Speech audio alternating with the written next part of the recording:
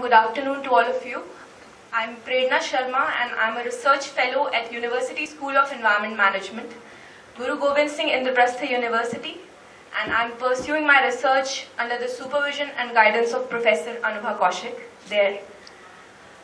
First of all, I would like to thank the President of World Water Summit, Dr. Anil K. Garg, and his team, and also our chairperson, for giving me an opportunity to speak and share my research with all of you. So, to begin with, my research area includes water quality analysis of River Ganga and the ecosystem services assessment. Today what I am presenting is that it is a comparative case study actually, that how different policy interventions, how different anthropogenic stresses, how different scenarios like lockdown scenarios, how they have impacted the riverine and human health, and what lessons we have learned, and how the lockdown, whether it has been a boon or a bane for the river Ganga. Next slide, please. These are some very basic facts about river Ganga. We all are aware of that river holds a greater importance in the cultural heritage of our country, and it is one of the most densely populated river basins in the world, which houses approximately 40% population of the country and contributes to more than 1/3 of the surface water resources, out of which 90% of the resources are being used for irrigation. Next, please. This is the study area which I have taken into account. I have delineated it. It is the states of Uttar Pradesh and Uttarakhand, from wherever I have selected my locations. Next. River Ganga has been identified as one of the top 10 rivers in the world which are at risk by the Worldwide Fund for Nature. And it has been facing daunting pollution pressures and risks since the last decade. And these anthropogenic stresses can be in the form of both point and non-point sources. Population is increasing at an alarming rate. Then there is discharge of municipal sewage, industrial waste, floral and religious offerings, then inefficiently planned urban infrastructures, dams and barrages construction across the river reaches. So all these have led to an inescapable increment in the waste generation. We see that approximately 12,000 million liters per day of the waste is generated in the basin every day. But the present treatment capacity is just 1/3 of it. And also, on the other hand, the industrial pollution load that the river is facing, it is volume-wise, it is 20% only, but the industrial pollutants, they are non-biodegradable and toxic in nature. Next, please. Coming to the services that the river provides us with. River is the lifeline of human beings, linking the people through its course, and an important component of hydrological cycle. So it fulfills a variety of purposes in the form of cultural, provisioning, regulatory, or supporting services. It provides water, source of water for drinking, for irrigation, for electricity production, for transportation, navigation. Then its water is believed to cleanse our souls. People believe that drinking that water would cleanse our souls. It's a sin purifier. Then it opens door for many water sports activities like kayaking, boating, rafting. Its shores are homes to many indigenous and migratory birds. And also it promotes ecotourism, generating livelihood options for those who are working and residing in the basin. Next, please. Now, how these ecosystem services are being affected. There are numerous things that alter the ecosystem state, which are categorized into direct drivers of change or indirect drivers of change. Direct drivers of change, when we talk about, is which are directly impacting an ecosystem and altering the ecosystem state. And the indirect drivers are the ones which are altering one driver and then causing an indirect change. So throughout the course of Ganga, when it passes through 5 states, a lot of ecosystem services are affected. Whether it is water supply, whether it is habitat for the fisheries, whether it is commercial fisheries, whether it is water sport activities and all. Next, please. Now, what have I done? 2 of the things I did data selection, wherein I took the parameters which were common for all the different reports and research articles that I have gathered and compared. So I took the parameters of dissolved oxygen, biochemical oxygen demand, total coliform and fecal coliform. And my study site included the sites in the Upper Ganga Basin from Devprayag to Haridwar, in the Middle Ganga Basin from Bithur to Kanpur, and then from Varanasi upstream to downstream Trighat. For studying the contrasting trend, these water quality parameter, the reports and the research data were procured over the years, and these gathered data set had both the ideal values and also the actual analyzed values. Next, please. The different phases or the reports that I have gathered, it includes different phases through which River Ganga has come across, like the Ganga Action Plan and the post-Ganga Action Plan phase. Then CPCB intervention, where it compiled the report from 2002 to 2011.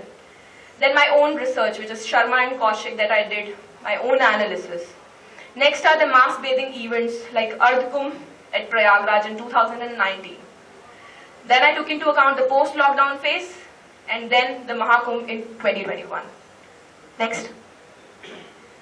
These are the results showing the different trends of dissolved oxygen, biochemical oxygen demand, and fecal coliforms over the years. Next. This is a comparative trend of each basin for all the three parameters together, for the Upper Ganga Basin, for the middle and the second Middle Ganga Basin. Next. Now, talking about the mass bathing events, we see that during the mass bathing festivals in River Ganga, thousands of Hindus, they cluster at River Ganga in different regions. And the major mass bathing event being the Kumbh Mela, as regarded as one of the biggest religious expedition of the Hindus. So besides this, Magh Mela is also an annual festival where the people gather for ritualistic bathing every year in the months of January and February. During mass bathing events, it is generally seen that the BOD is more, because more waste enters through the waterways that already contains the bacteria and the nutrients. Next, please. This is basically the ideal values for all the four parameters that I have considered, the sources, CPCV, that if whether the values exceed these ideal values, then the water is said to be of degraded quality, not fit for potable use. Next. These are the comparative trend for mass bathing events, the four events that I have selected after the intervention of NMCG from 2016 to 2021. The comparative trend of DO, BOD and total coliforms for the three basins. Next, please. Similarly, the combined trend of the three parameters altogether for the Upper Ganga, Middle Ganga and the second Middle Ganga basin too. Next, please.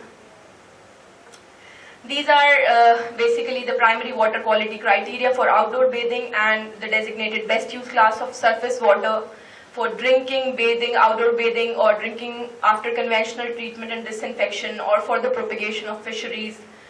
So it divides the water quality into different classes, that what kind of water quality class a river is falling into, whether it is fit for potable use or not.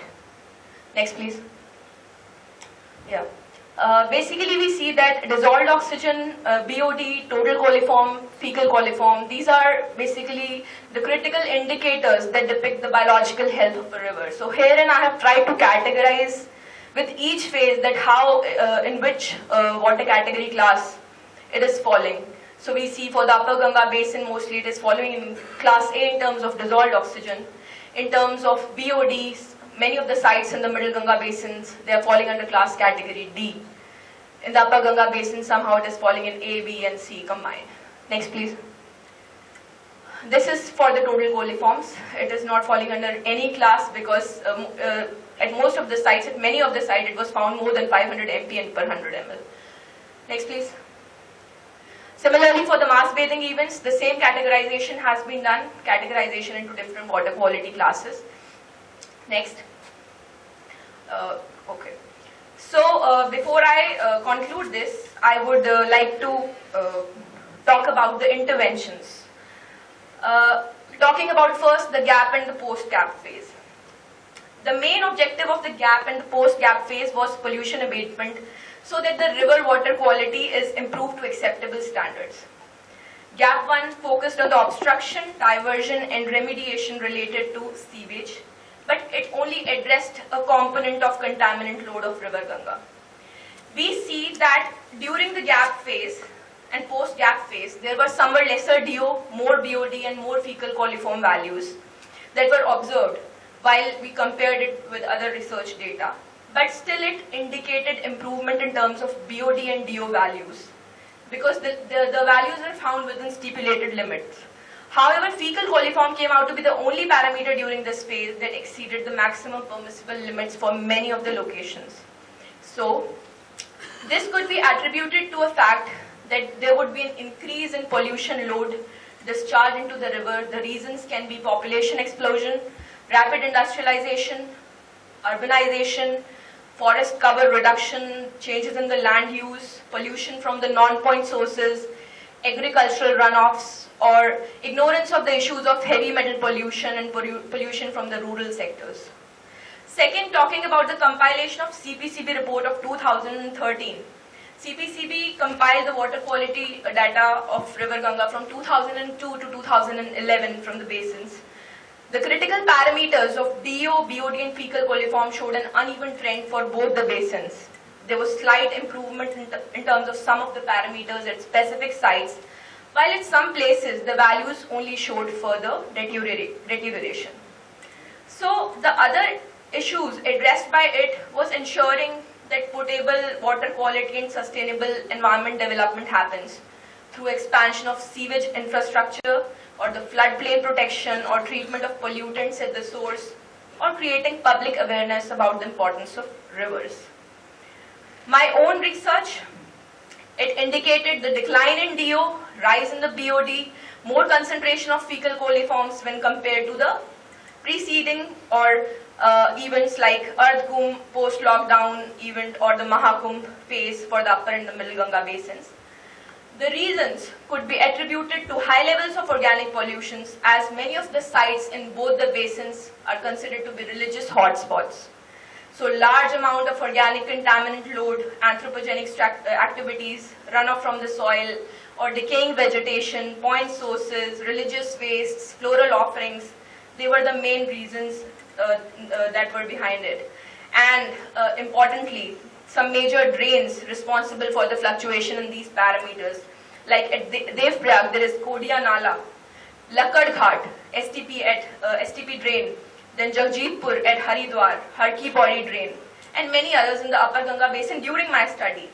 Similarly, in the middle Ganga basin, Dabka Nala in Kanpur, Gola Nala, then Shivala drain, Varuna drain, and Nagwa drain in Varanasi. Talking about Earth Kumbh, the Earth Kumbh showed high dissolved oxygen, lesser biochemical oxygen demand, lesser fecal coliforms. That could be attributed to the efforts that were made by the central and the state government to abate river pollution at that time that lead to the significant improvement in the water quality. There were also stringent fines imposed on the polluting industries that were violating the effluent discharge standards. So, during Kumbh Mela, like Kumbh Festival, the discharge of more water to increase the flow of river so that the pollutant gets diluted was done at the bathing sites. Coming to the last two phases, the post-lockdown phase and the Mahakumbh. We know that our country went into the nationwide lockdown and led down to the shutting down of many activities, industrial activities along the river banks. The hotel activities were put to an halt, and also there was no ritualistic bathing on the river banks. So there was also a decrease in the amount of sewage generated from the hotels and lodges. So these halting of the anthropogenic activities made Ganga waters become sparkling and visibly clean. The reopening of all these industrial activities and dharamshalas, many manufacturing units and other man-made activities during the post-lockdown led to the degradation and loss of improved water quality, which was a temporary phenomenon. Similarly, the reasons of improved water quality through different mass bathing events could be attributed to the role played by different agencies, individual efforts, private organizations, central and state pollution control boards, like closure of the industries during Kumbh, monitoring of discharge from the drains from the STPs, mass river surface cleaning drives, ghats cleaning and development, setting up and advancement of the capacity of STPs, improving rural sanitation practices, treatments of pollution at the source, and adoption of many bioremediation techniques for the treatment of sewage. So there has been role of central and state governments, many organizations, NGOs, and individuals even for improving the water quality of river at many of the stretches. We know that the river water quality is the demand of the people is also quality and the quantity, and this river conservation challenge has grown over the years. So we know that the population is increasing, pollution load is increasing, and it is also degrading the river water quality. People are not managing the water at the cost of exploiting it. So over the years we can say that the anthropogenic stresses have increased, but somehow, just 2 minutes sir. The anthropogenic stresses have increased, but somehow the water quality has improved at some of the sites. But these analytical parameters that I have considered, which are the critical parameters that depict the ecosystem state of the river, they not only affect the ecosystem state of the river, but also adversely impact the health of the humans and the well-being. Because if they exceed the maximum permissible limits, the water is not found to be fit for potable and domestic use. Next, please. This is the last slide. We know I already discussed that if we need to continue to enjoy the ecosystem services of the river, we need to maintain the ecological flows. That's only how we are going to enjoy the benefits of the river for the future generations. These are my list of references. And last slide is, thank you. Water is a critical component of our hydrological cycle, our life. It's the driver of nature. So when you put your hand in a flowing river, you touch the last that has gone, but the first of what is still to come. So thank you very much. It's been a long presentation. I'm really sorry. Thank you so much.